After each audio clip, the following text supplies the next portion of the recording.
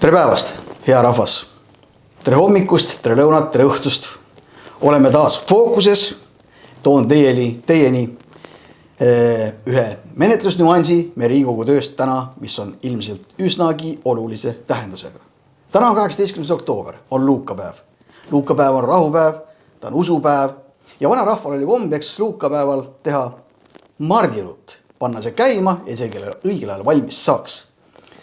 Ja luukapäeval on ka see asi, et luukapäev oli kirjanike kaitsepühak ja luukapäeval pandi hobuseraud lauda peale, et loomade juurde kuri ei läheks ja raputati tuhka lauda ette, et kuri sisse läheks või vähemalt tehakse kuri sisse läinud.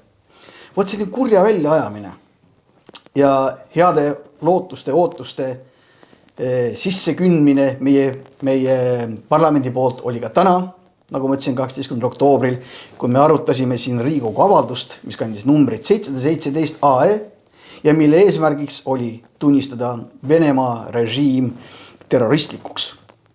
Selline avaldus. Ja siin mina istun täna. Istun koos Enn Põlluaasaga, minu hea fraktsioonikaaslasega ja mitte sellepärast, et ta oli presidendikandidaat, vaid ikka sellepärast, et tema oli väliskomisjoni liige, kes selle eelnõu menetlemisega oli kokkupuutes algusest peale. Ja tere Henn ja annan sulle siis sõna. Tere. Jah, tõepoolest, see on juba kolmas avaldus, mis Riigikogu on teinud Ukraina sõja teemal, selle hukkamõistmise teemal ja selle üks algataja või algataja oligi just nimelt väliskomisjon, kuhu kuuluvad siis kõikide erakondade esindajad ja minul on au siis olla EKRE esindaja väliskomisjonis.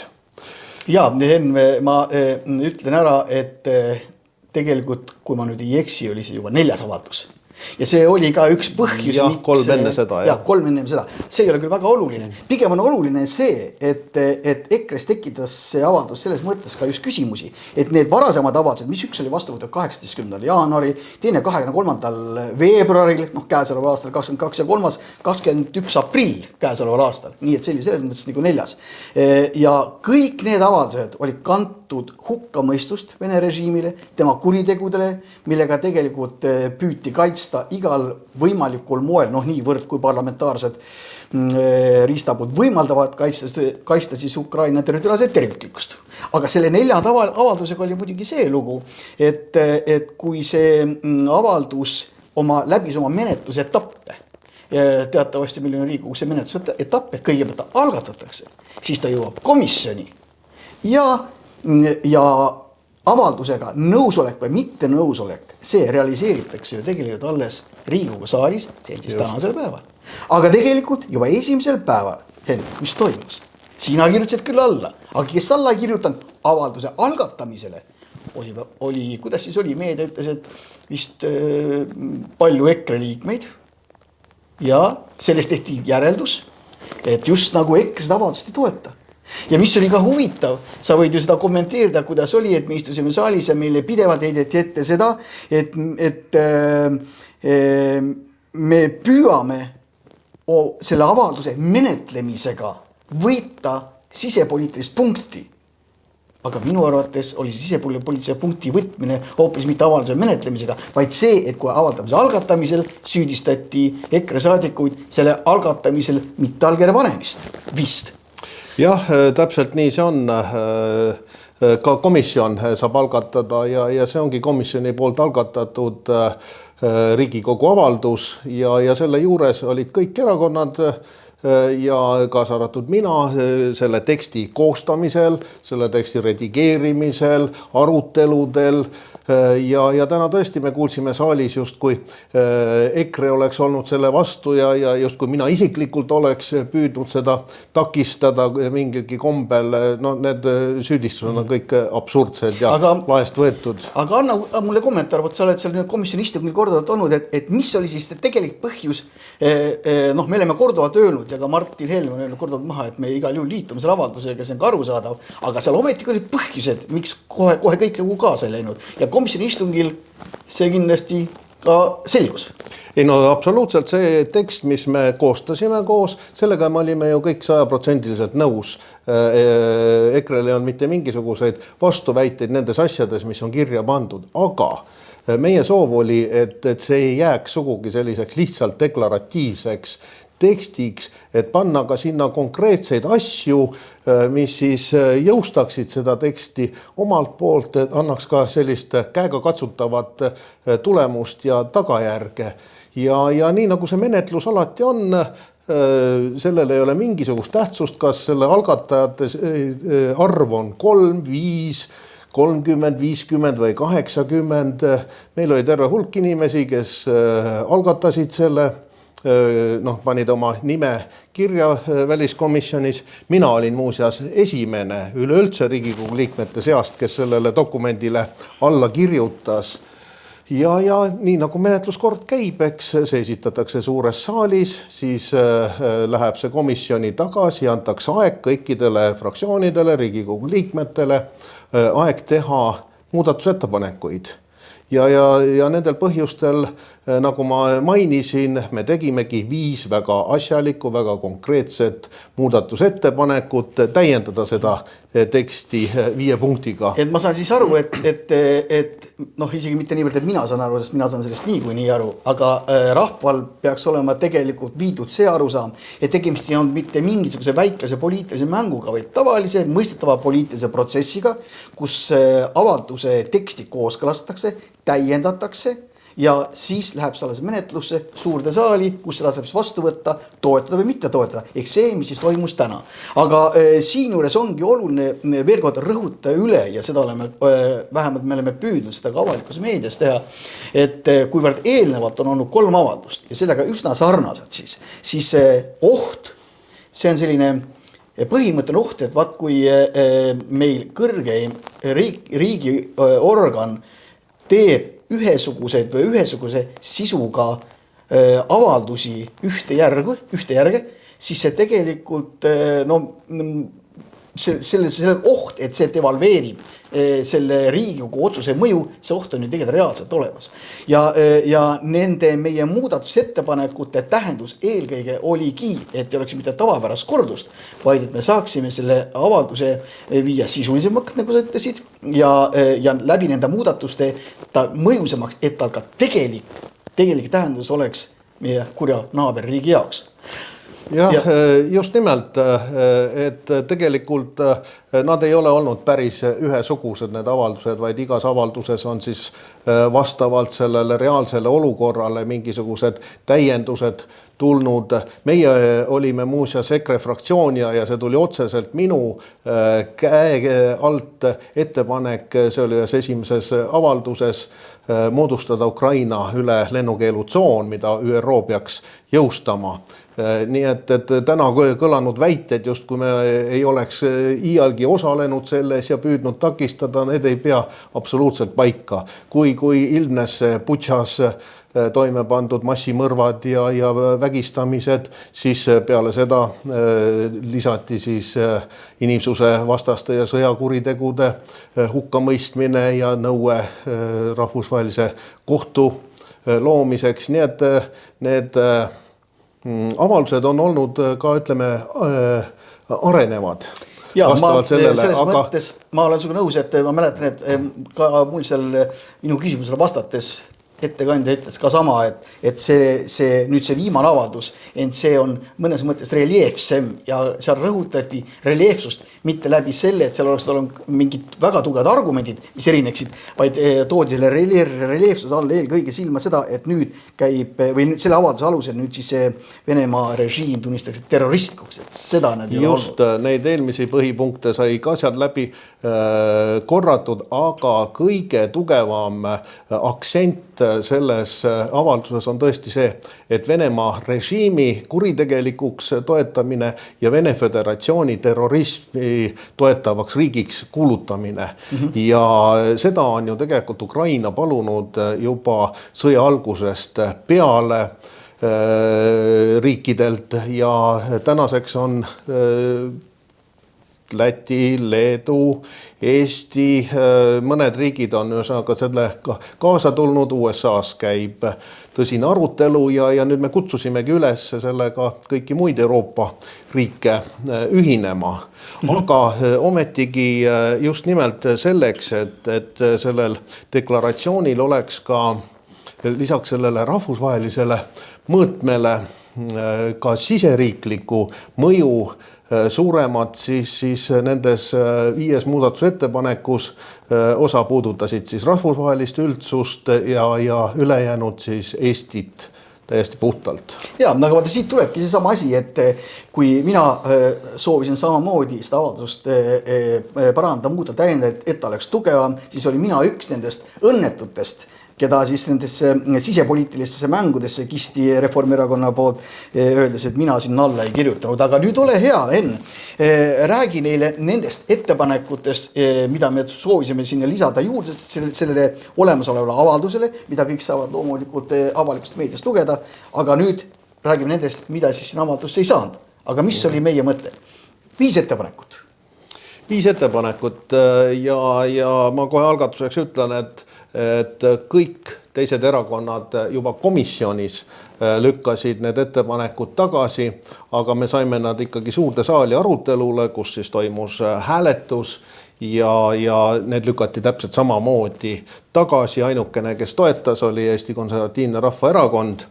Ja tuleme siis nende muudatusettepanekute juurde.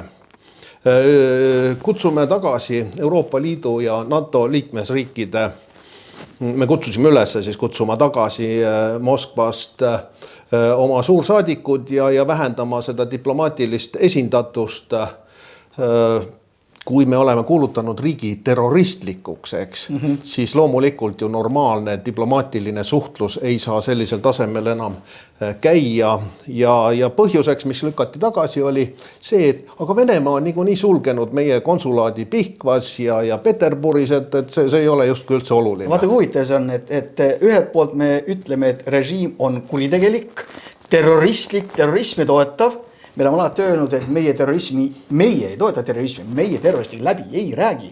Ja nüüd nemad ütlevad siis, et aga näed, et kui seal on suletud, et siis me ei peaks nagu selle nimel just nagu vaeva nägema, et kui nad nüüd uuesti avaksid, siis oleks jälle normaalne suhtlus lahti.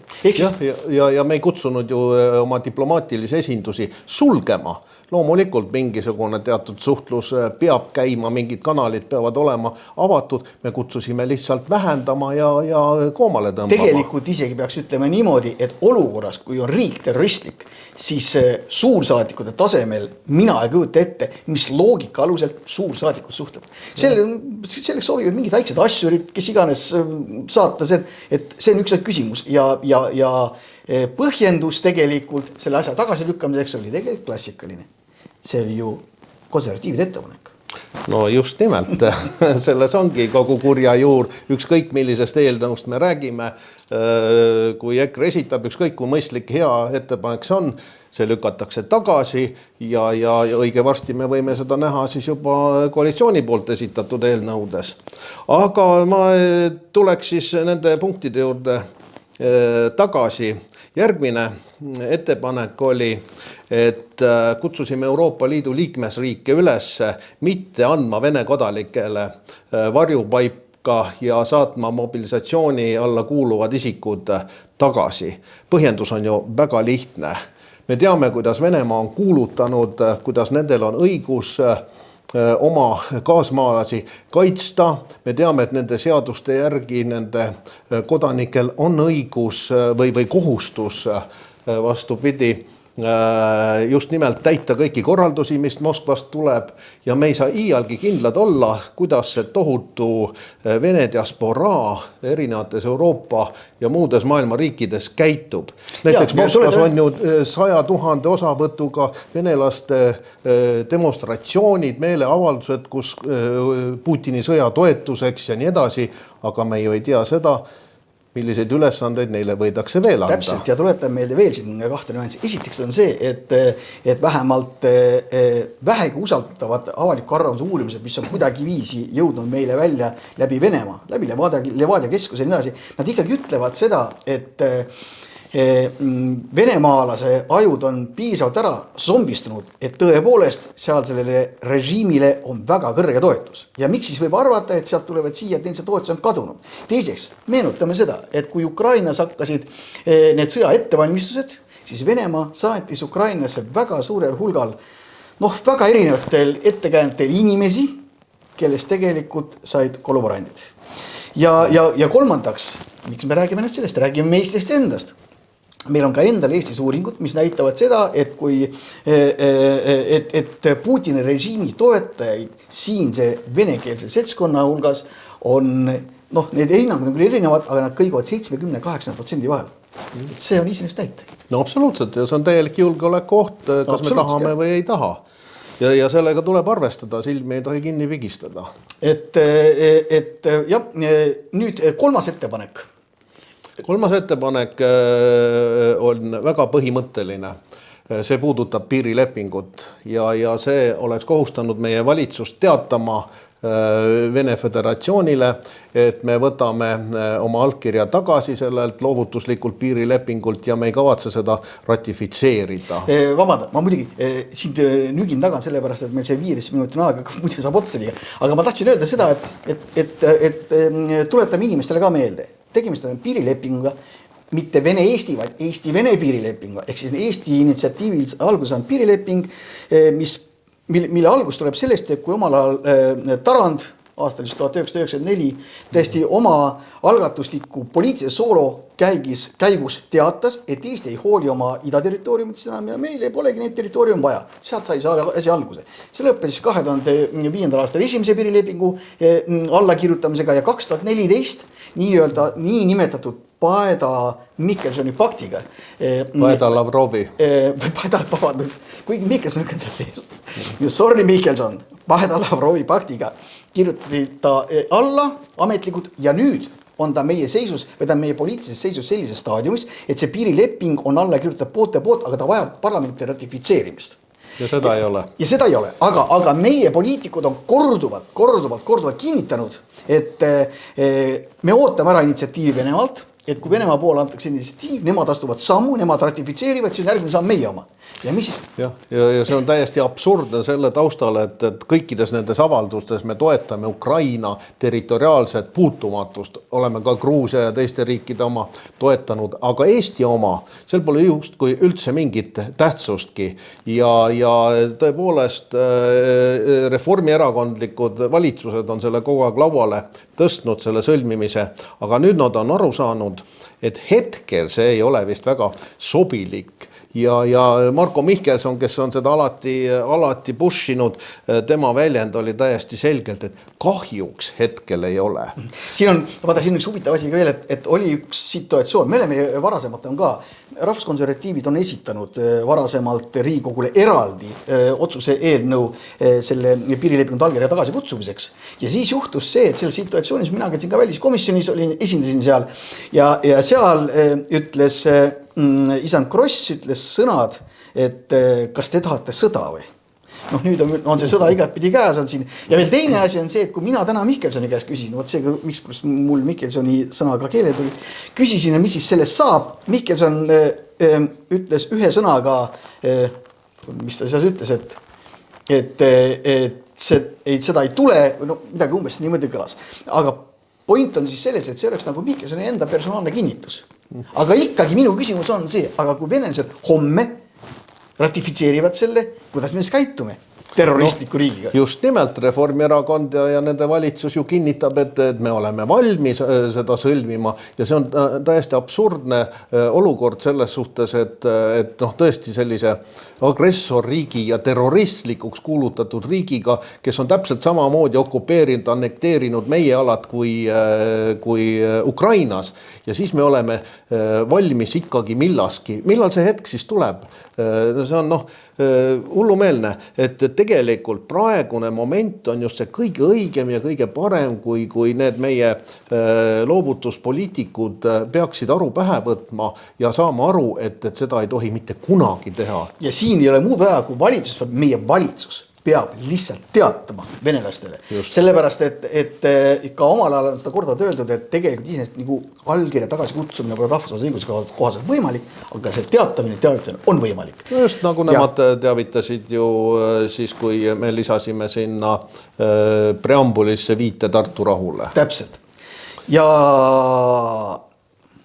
nüüd, kallis rahvas, on ikkagi aeg seal maal, et ma pean Hennu tänama, ma pean teid kõiki tänama, aga see liiv on siin otsa saanud ja selles kohas ma lõpetan. Aga me kohtume Fookuses veel.